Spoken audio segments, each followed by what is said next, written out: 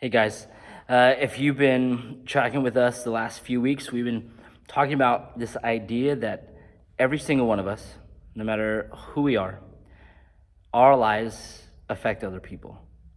We have this thing called the you effect, right? You affect other people by the things you say, the things that you do. And there's ways to grow that effect. Really, what we're talking about is influence, the amount of influence you have. See, in some ways, we're all influencers. You might not be influencing trends nationwide, but you influence people around you. Those people influence you. And this week, I wanted to talk about something uh, that is kind of troubling to me. Like, in one sense, I get it, but it's also troubling. And it has to do with this idea of cause and effect. Right? Cause and effect is it's basically when one thing happens as a result of something else happening, right? Like, for example, your mom's in a great mood today, and so you're confident, like, I'm gonna ask for the car keys, all right? So the cause was your mom's in a great mood. The effect is you ask for the car keys, right? You get it. It's pretty simple. Well, we see this cause and effect, it kind of rears its ugly head in certain ways. And there's this cultural thing going on in the world that we live in. We see it a lot in the entertainment industry. And it's this thing called cancel culture. Trey Kennedy is a comedian, and you should check out. He's got a funny video about cancel culture, and he dresses up as like a fake cop and stuff. You should check it out. It's worth it. But cancel culture is essentially the idea that, like, if you've done something in your past that is wrong, was hurtful, that if we find out about it, then we're going to cancel your influence, right? We're going to turn the volume down on you. We're going to stop following you. You're going to get fired from whatever it is you're doing, and we'll no longer look up to you. Now, in one sense, I get it, because a lot is coming out about people who've done some terrible things and have been really selfish, right? But I heard about this one kid who had a scholarship to play football at a local university and lost that scholarship because of a racist or a racially charged tweet that he had posted in his early high school years. I remember being in early high school. And all I can say is, man, I'm glad that, like, I didn't have social media back then, because I said dumb things. I did dumb things without thinking. We all do that. We all say those kinds of things. And if everybody had a laundry list of everything I've ever said or done, right, then I'd probably have to be canceled. Let's be real. We all would have to be canceled. Our influence would have to totally be canceled, erased, wiped out. Nobody would ever get to look up to anybody, because the truth is, everybody messes up.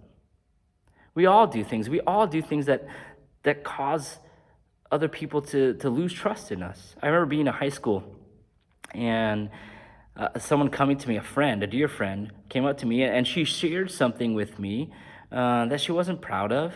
But she shared in confidence because she trusted me as a friend. And man, I messed that up.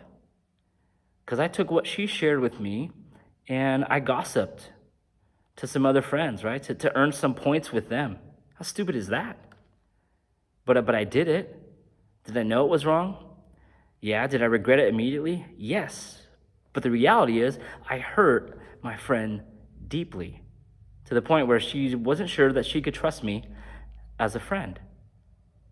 See, we all do that. You could probably relate to something like that. And here's the truth. You're not the first person to ever feel that way. We're going to look at a story in the Bible and it's just one of many stories of people who had influence, lost it, right? Had a positive effect on people, seemed to lose it, and it seemed like their story was over. So I want to share a story with you about a woman who basically hit rock bottom. She lived in a culture, right, that didn't value women, that thought women had less influence than men. they kind of saw women as property, unfortunately. And what little influence she did had, she did some things that made her kind of lose that influence. And the story's recorded in Luke. Luke was a physician, a researcher, and he spent a lot of time with people who knew Jesus, and he wrote down their stories, and he writes down this one. This one begins with a dinner invitation. Luke 7:36 says this: when one of the Pharisees invited Jesus to have dinner with him, he went to the Pharisee's house and reclined at the table. So Pharisee was just a Jewish leader. They were dedicated to following the Jewish religious law. That meant they were so confident in themselves and the effect they had on other people, to the point that they looked down on other people as less influential and as basically borderline worthless. And so with that in mind, here's what happens next. The woman in that town who lived a sinful life, that's how Luke described her. That's how people knew her. We don't know what the sinful life was, just that she did things that she probably shouldn't have and probably wasn't proud of. She learned Jesus was eating at this Pharisee's house, this guy Simon, and so she came there with this jar of perfume. As she stood behind Jesus at his feet weeping, she began to wet his feet with her tears. She wiped them with her hair, kissed them, and poured perfume on them. That sounds weird, right? But foot washing was like a total common thing. People walked around in sandals and dusty roads all the time. A funny thing, I had a friend named Dusty Rhodes, by the way. And so their feet would be nasty. So it wasn't unusual that you'd go into someone's house and wash their feet. But this was different. She had a jar of expensive perfume. It was like an act of worship that she did with Jesus. And here's what this Pharisee thought about it. Luke says, when the Pharisee who had invited him saw this, he said to himself, if this man were a prophet, talking about Jesus, if Jesus was a prophet, he would know who's touching him and what kind of woman she is. She's a sinner. All right, so that's what the Pharisee thinks about this woman. But he has Jesus all wrong. He doesn't understand that in Jesus' world, that's who he's drawn to. Those are the kind of people that are drawn to him, right? He preferred people with no influence. They were drawn to Jesus. People who were called sinners, they were drawn to Jesus. People who had negatively affected and even hurt other people, they were drawn to Jesus just because of who Jesus was and how he treated them. And look, this woman knew she had a bad rep, that she didn't have a whole lot of influence. And the funny thing is, that's what drove her to the feet of Jesus. That's what drove her to worship Jesus. She was fueled by her own inadequacy. So Jesus continues the story, and he talks to Simon, this Pharisee. He says, you see this woman? Look, I came into your house. You didn't give me any water from my feet, but she wet my feet with her tears and wiped them with her hair. You didn't give me a kiss, but this woman, since I came into your house, hasn't stopped kissing my feet. You didn't put oil on my head, but she anointed my feet with perfume. Therefore, I tell you, her sins have been forgiven, as her great love has shown. But whoever has been forgiven little loves little. Then Jesus said to the woman, your sins are forgiven. See, I think Simon looked at this woman and saw her reputation and thought, this woman has no value. What is she even doing here, right? And so up to this point, the cause and effect of this woman's life looked like this, right? Cause, she was a sinner. Effect, people looked down on her and thought negatively about her. But because of Jesus' response to her, he changed the cause and effect. See, the cause was Jesus loved her. The effect, Jesus forgave her and gave her a new start. You see, no matter who you are, what you've done, how bad of a person you think you are, or what people think about you, you just got to know, first and foremost, that you are loved by God. And you're free to love him back. You don't have to get it all together first. You don't have to make up for things and try to be good enough so you can hang out with Jesus. See, what we can learn from this encounter that Jesus had with this woman is that our influence, whether we've lost it, whether we've diminished it, whether we've lost trust with people, whether people fold their arms at us and look down on us, right? That effect isn't lost forever. That standing, that reputation, that influence, it's not lost forever. Think about it this way. Because of Jesus, we can change the effect we have on others. That's so true. Because of Jesus, we can change the effect we have on others.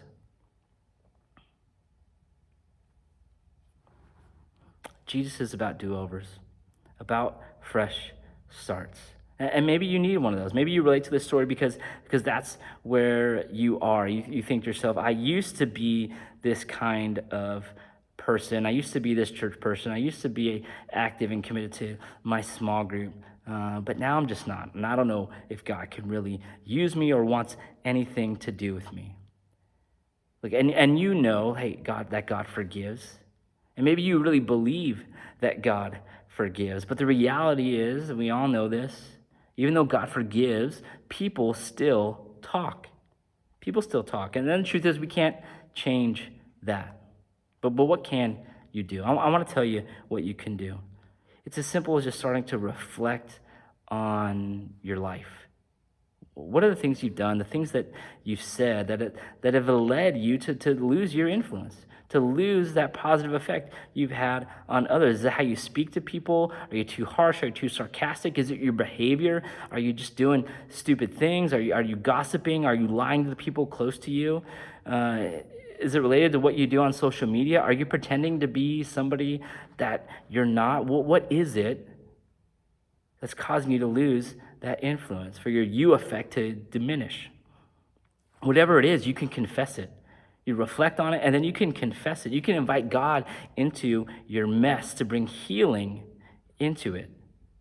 See, just like the woman at the dinner party, we can approach Jesus no matter what other people think about us or say about us. See, Jesus isn't mad, isn't out to get us. He's quick to forgive, and he's quick to point us in the right direction. The truth is, you might need to confess, to just say, you know what, man, I did mess up this way. And admit it to somebody. You might need to get some help from an adult who loves you and cares about you. It might be somebody in your family. It might be your small group leader. It might be somebody at church or an adult you really trust. I invite you to get that kind of help that you need. And then just figure out, hey, what's one step that I can take in the right direction so I can rebuild that influence and that trust? Now, for me, what I had to do is I had to apologize. I had to apologize to my friend and just own everything that I said. Just confess it and say, I am so sorry. I was wrong. There's no excuse. I shouldn't have told this other person what you told me. I just shouldn't have. Will you give me another chance to earn your trust? That's what I had to do. I had to apologize and I had to ask for another chance. Thankfully, my friend was willing to give me another chance. So I just want you to remember this and to hold on tightly to this idea that because of Jesus, we can change the effect that we have on other people. If we lose influence, it's not lost forever. If you mess up, that's not the end of your story. Let's not give in to this cancel culture that's around us. Should people suffer consequences because of their actions? Yes. But people can also take steps to change how they think, to change how they act, to heal from the inside out. Does it undo all the bad things we do? No, it doesn't. But it can help us move forward. And the truth is, there's probably people in our lives that we need to give them enough space and grace to heal and to grow as people. We're all growing as people. We're all trying to figure life out. We're all trying to figure out, what does it mean to be a Christian in this world? What does it mean to follow Jesus? Let's give each other the space and the grace that we need to do that. Let's remember, we all have an effect on other people. Other people affect us. And nobody is beyond restoration. Not you, and not that person that you really can't stand. I hate to break it to you. But because of Jesus, we can change the effect we have on others. People around us can change the effect that they have on others. Don't forget that. We all mess up. We all need a fresh start. But Jesus is the first one to give it to us. Amen?